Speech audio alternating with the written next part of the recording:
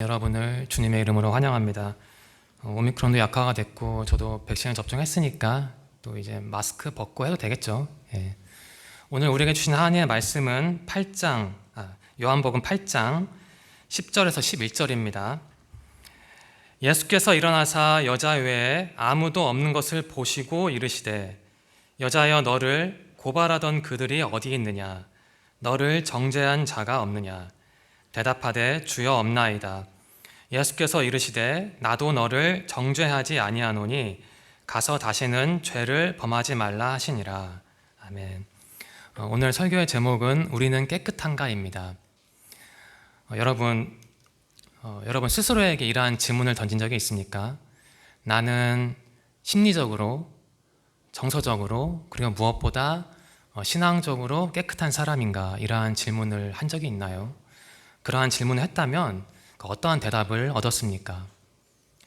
오늘 우리에게 주신 하나님의 말씀은 가늠한 여인에 관한 이야기입니다. 이 이야기는 교회 다니는 사람뿐만 아니라 교회를 다니지 않는 사람도 잘 알고 있는 이야기죠.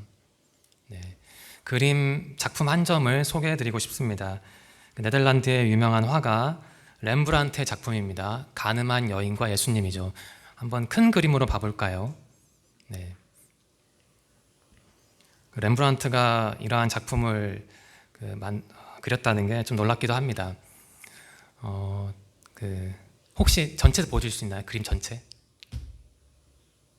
네. 가늠한 여인에 관한 그 말씀을 렘브란트라는 화가가 그렸거든요.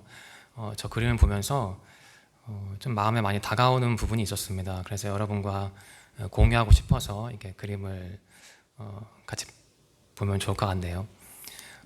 한번 전체 다 봤으면 좋겠는데 좀 안 되면 혹시 될까요?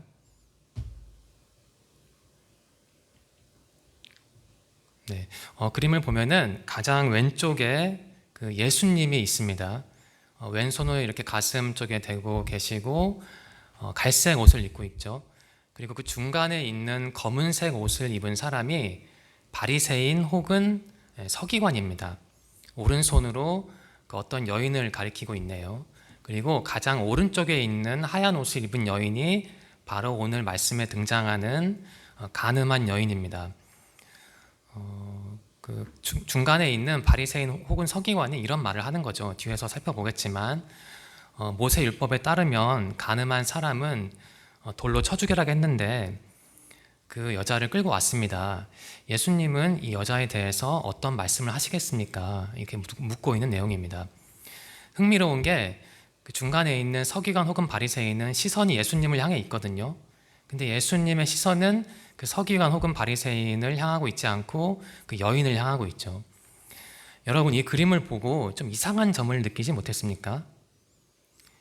이 그림에는 한 가지 오류가 있습니다. 혹시 그 부분만 확대할 수 있을까요? 여인에 관한 부분만요. 네. 우리 정대한 리더 혹시 이 여인을 보고, 가늠한 여인을 보고 좀 이상한 점을 느끼지 못했어요?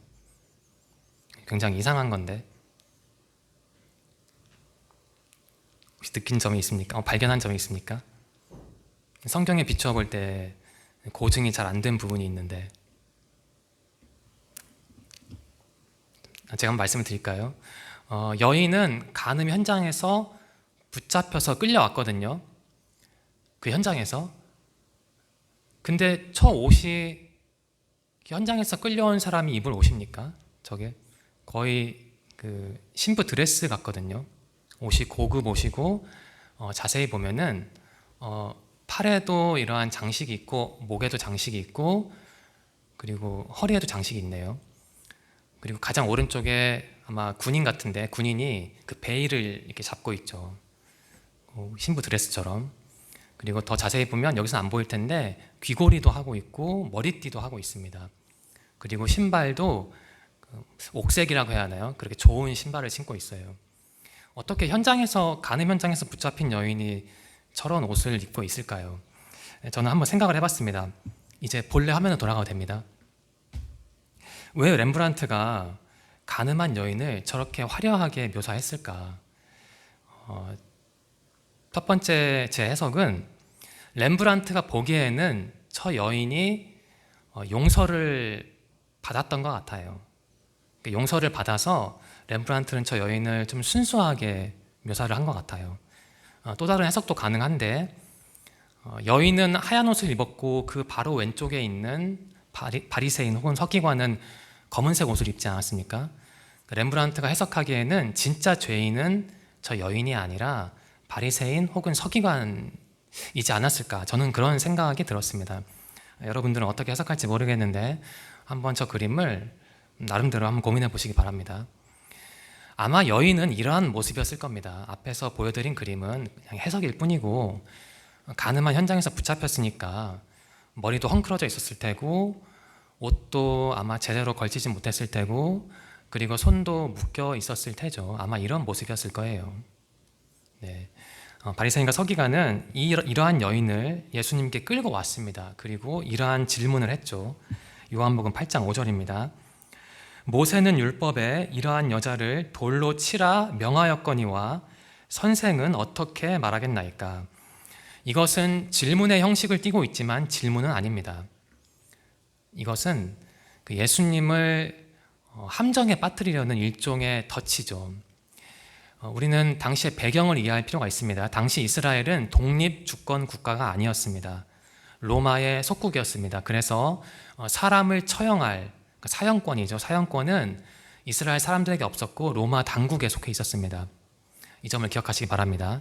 만일 바리새인과 서기관이 이러한 질문을 했는데 예수님이 그래, 모세 율법에 가늠한 사람은 돌로 쳐 죽이라 했으니까 돌로 쳐 죽여라, 이렇게 대답을 했다면 어떠한 일이 벌어질까요?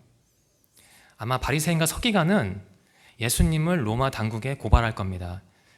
사람을 처형할 권리가 우리에게 없는데 저 예수라는 사람은 사람을 처형하라고 한다, 이 사람은 불법을 저질렀다, 이렇게 고발을 할 겁니다. 그런데 반대로 만일 예수님이 우리에겐 처형할 권리가 없으니 저 여자를 죽이지 말자라고 대답을 하면 바리새인과 서기관들은 어떻게 반응을 했을까요? 이렇게 반응을 했을 겁니다. 왜 예수님은 유대인이면서 모세 율법을 어깁니까? 한마디로 예수님은 어떠한 답을 하던 간에 덫에 걸리게 되어 있습니다.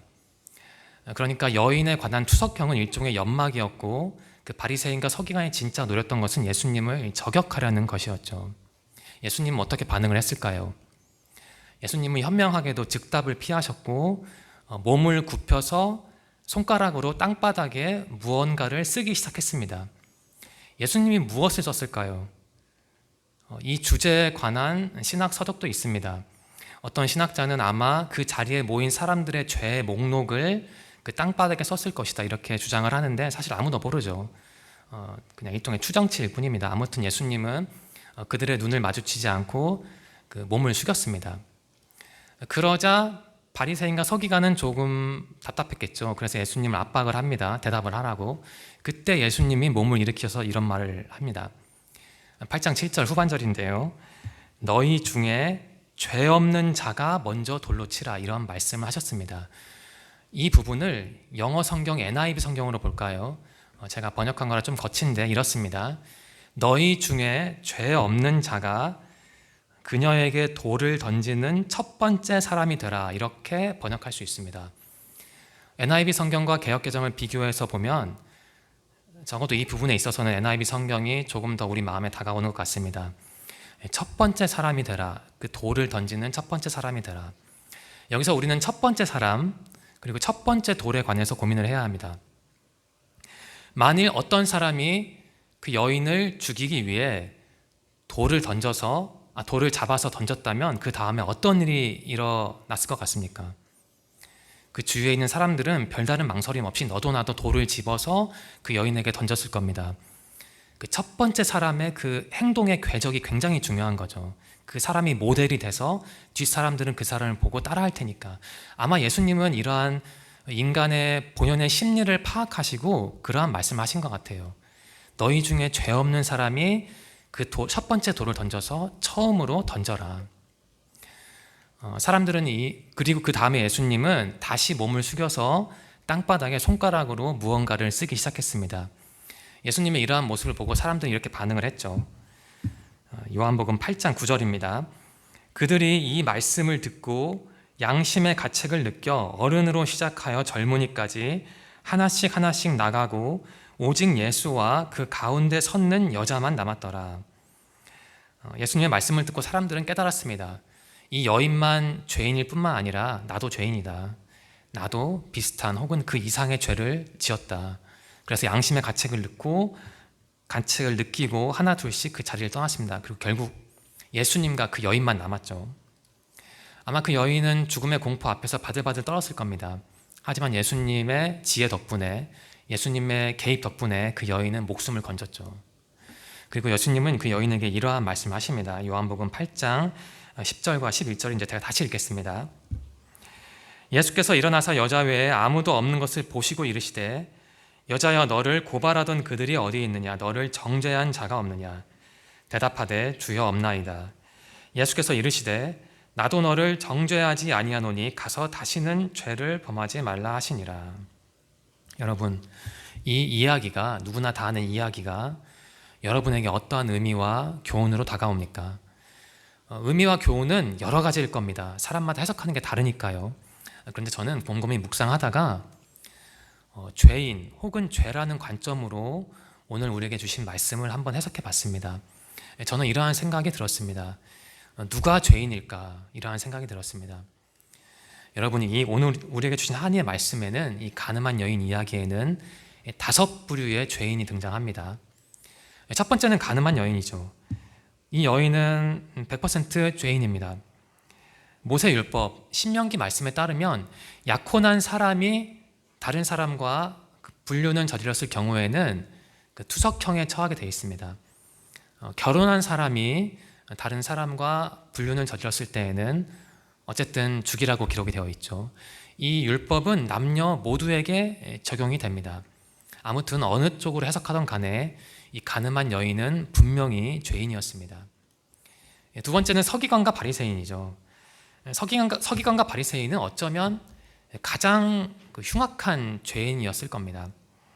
예수님은 죄가 없는 분인데 서기관과 바리새인은 덫을 놓아서 예수님을 죄 있는 사람으로 만들려고 했습니다. 이전만 보더라도 서기관과 바리새인이 얼마나 큰 죄인인지 우리는 알 수가 있죠. 서기관과 바리새인의 그러한 죄성을 보여주는 말씀이 8장 6절입니다. 그들이 이렇게 말함은 고발할 조건을 얻고자 하여 예수를 시험함이로라. 그러니까 죄 없는 예수, 자신들을 구원하러 온 예수를 시험하려 했거든요. 이런 점에서 볼 때 서기관과 바리새인도 죄인이죠. 세 번째 죄인은 바로 가늠한 여인의 상대 남자입니다. 이 이야기를 곰곰이 보면 좀 이상한 점이 있습니다. 그 여인의 상대 남자가 그 자리에 있어야 했거든요. 근데 없습니다. 저는 이유를 한번 생각해 봤습니다. 왜 그 남자는 없을까? 이러한 생각이 들었어요. 아마도 바리새인과 서기관들은 건장한 남자들을 고용해서 그 현장을 급습했을 겁니다. 그때 그 상대 남자, 가늠한 여인의 상대 남자는 아마 신체적인 조건이나 운동 능력이 우수해서 그 자리에서 벗어났을 수도 있어요. 도망갔을 수도 있어요. 또 다른 해석도 가능하죠. 가늠한 여인의 상대 남자는 어쩌면은 서기관과 바리새인이 고용한 사람일 수도 있어요.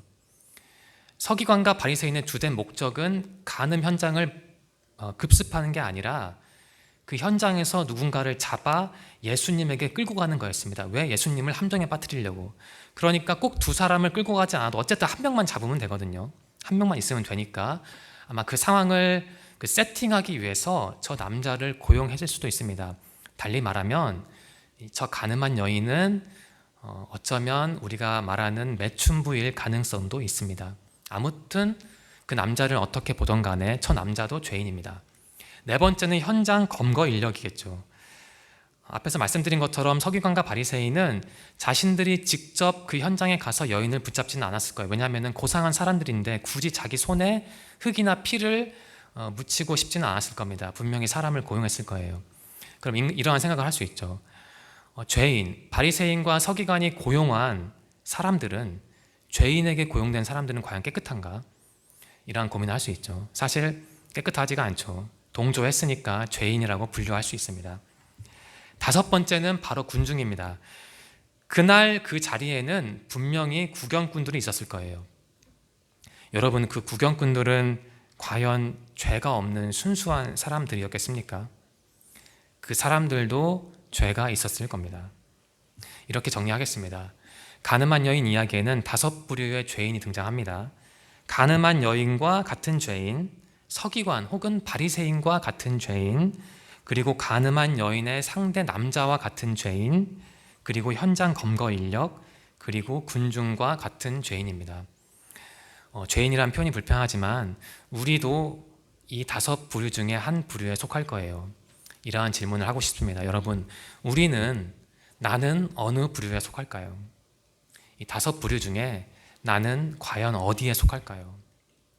사실 우리도 가끔 혹은 종종 어둠 속으로 빨려 들어가는 죄인일 뿐이죠. 우리도 어둠 속을 헤매는 죄인일 뿐입니다. 그래서 전도서 7장 20절 말씀은 이렇게 말합니다. 현대인의 성경입니다. 항상 옳은 일만 하고 죄를 짓지 않는 의인은 세상에 하나도 없다. 이런 말을 합니다. 네, 우리는 모두 다 죄인입니다. 다만 정도의 차이는 있죠. 어떤 사람은 죄에 관한 감수성이 뛰어나서 죄에 걸려들어도 금방 벗어나는 사람이 있겠죠. 또 어떤 사람은 죄의 사슬에 매였는데 그 사슬이 가늘 수가 있겠죠. 하지만 어떤 사람은 아주 두껍고 녹슬고 무거운 죄의 사슬에 걸린 사람도 있겠죠. 정도의 차이만 있을 뿐이지 우리 모두 다 같습니다. 그럼 이러한 질문을 여러분과 공유하고 싶습니다. 4가지 질문인데요. 첫 번째 질문입니다. 나는 나의 죄를 모른 채 혹은 모르는 척하며 서기관과 바리새인처럼 누군가를 궁지에 몰아넣은 적이 있는가? 서기관과 바리새인은 예수를 저격하기 위해서 여인도 궁지에 몰아넣었고 결과적으로 예수님도 죽이려고 했습니다. 과연 우리는 어떠한 면에서 서기관과 바리새인과는 완전히 차별된 사람일까? 그러한 의심을 할 수 있겠죠. 혹시 여러분 중에 자신의 죄를 가리기 위해서 나보다 덜 죄를 지은 사람을 전면에 내세운 적이 있습니까? 달리 말하면 그 사람을 앞에 내세우고 여러분은 뒤로 빠진 적이 있나요? 여러분은 배경이 되고 다른 사람을 정경으로 앞으로 올린 적이 있습니까? 혹시 그러한 적이 있는지 점검해 보면 좋을 것 같습니다. 2번째 질문입니다. 가늠한 여인은 아마도 같은 죄를 수차례 저질렀을 겁니다. 혹시 우리 안에 가늠한 여인의 모습이 있지 않을까 합니다. 여러분이 반복해서 짓는 죄는 무엇입니까? 우리는 신앙인이잖아요. 신앙생활 지난번에 한번 정의를 했죠. 하나님만을 굳게 믿고 의지하며 하나님을 따라가는 삶, 그게 바로 신앙인의 삶이죠. 신앙인의 삶은 온전히 살기 위해서는 여러 가지 일을 해야 하는데 그 중에 하나가 바로 자신이 어떠한 사람인지 파악하는 겁니다. 자신이 어떠한 지점에 서 있는지를 파악하는 작업이죠. 그러한 작업의 일환으로 할 수 있는 게 바로 내가 짓는 죄를 파악하는 일이 아닐까 합니다. 특별히 우발적으로 지은 죄라면은 큰 문제가 되지 않을 수도 있는데 의도적으로 여러 차례 저지른 죄라면은 반드시 파악을 해야겠죠. 왜냐하면은 그러한 죄의 모습이 바로 내가 어떤 사람인지를 보여주는 것이고 내가 어떠한 사람인지 알아야 나를 규정할 수 있지 않겠습니까? 그러한 점에서 우리가 특별히 반복적으로 짓는 죄를 한번 점검할 필요가 있습니다. 3번째 질문입니다. 그날 예수님은 여인을 위해서 당신의 몸을 2번이나 굽혔습니다. 여러분은 혹시 어떤 불쌍한 사람을 위해 여러분 스스로를 낮춘 적이 있습니까? 우리 주위에도 가늠한 여인과 같은 사람들이 있죠. 아마 가늠한 여인은 앞에서 말씀드린 것처럼 어쩌면은 먹고 살기 위해서 자신의 몸을 파는 여자였을 수도 있습니다. 분명히 그러한 가능성이 있습니다. 그렇다면 사회적인 약자죠. 우리는 과연 사회적인 약자를 어떻게 쳐다보고 있고 어떻게 해석하고 있는지 고민할 필요가 있습니다. 여러분은 가늠한 여인과 같은 그러한 부류의 사회적인 약자를 위해서 여러분 자신을 희생한 적이 있습니까? 여러분은 그러한 사회적인 약자를 위해서 무언가를 내가 가진 것을 준 적이 있나요? 그러한 고민을 하면 좋을 것 같습니다. 4번째 질문입니다. 그날 예수님은 여인과 대화를 했습니다. 여러분은 예수님처럼 그 사회적인 약자를 위해서 그 사람과 인격적으로 인간적으로 대화를 한 적이 있습니까? 한국 사회에서 우리가 사회적인 약자를 다루는 방식을 보면 많은 경우에 있어서 좀 너무 과하고 또 잔인하다고 생각될 때가 있습니다. 우리는 신앙인이고 신앙인답게 살아야죠. 그것을 증명하는 방식이 여러 가지가 있을 텐데 그 중에 하나가 바로 그 사회적인 약자를 우리가 어떻게 해석하고 이해하느냐가 아닐까 합니다. 여러분 주위에 많은 사회적인 약자가 있을 텐데 여러분들이 예수님이 했듯이 그러한 사회적인 약자를 하대하지 말고 같은 눈높이에서 보고 인격적으로 대화를 하는 작업을 하면 좋을 것 같습니다. 우리는 깨끗한가라는 제목으로 요한복음 8장 말씀을 나누었습니다. 이 이야기는 우리가 다 아는 가늠한 여인에 관한 이야기죠. 가늠한 여인은 무거운 죄를 몸에 지닌 채 힘겹게 살아가던 사람이었습니다. 하지만 가늠한 여인만 죄인은 아니었죠. 가늠한 여인뿐만 아니라 서기관도 죄인이었습니다. 바리새인도 죄인이었습니다. 가늠한 여인의 상대 남자도 죄인이었습니다. 현장 검거 인력도 죄인이었고 그 주위에 있던 군중도 죄인이었습니다. 다만 가늠한 여인의 죄만 부각이 됐던 거죠. 가늠한 여인은 정말 불쌍한 여인이었습니다. 소외된 사람이었습니다. 하지만 예수님은 그러한 사람을 위해서 자신을 희생하셨고 죽을 수도 있는 위험을 무릅쓰셨습니다. 예수님은 여인에게 이런 말씀하셨죠. 너를 고발하던 사람들이 어디 있느냐? 너를 정죄한 사람들이 어디 있느냐? 나도 너를 정죄하지 않겠다. 앞으로는 똑같은 죄를 짓지 말라. 이러한 말씀하셨습니다.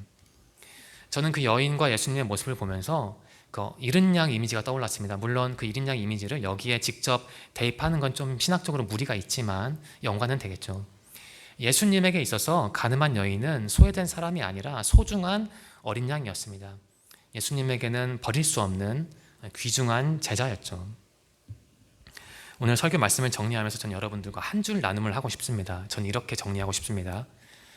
주님의 사람, 죄를 넘어서는 사람. 오늘 설교의 주제를 한마디로 요약하면 죄입니다. 죄인입니다. 앞에서 말씀드린 것처럼 우리는 하나님의 사람, 신앙인이잖아요. 우리가 신앙인이라는 것을 어떻게 증명할까? 우리의 신앙을 어떻게 증명할 수 있을까 고민해 보았습니다. 여러 가지 방법이 있는데 그 중에 하나가 바로 죄를 넘어서는 게 아닐까 합니다.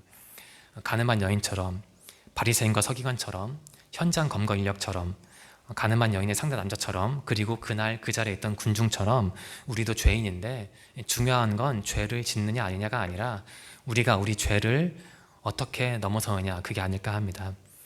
이번 한 주 요한복음 말씀을 깊이 묵상하시고 여러분의 죄된 모습을 파악하시고 무엇보다 내가 어떻게 해야 그 죄를 넘어설 수 있을까, 그래서 참된 신앙인이 될 수 있을까, 이러한 고민을 하신다면 분명히 주님이 주시는 풍성한 은혜로운 신앙적인 메시지를 얻을 수 있을 겁니다.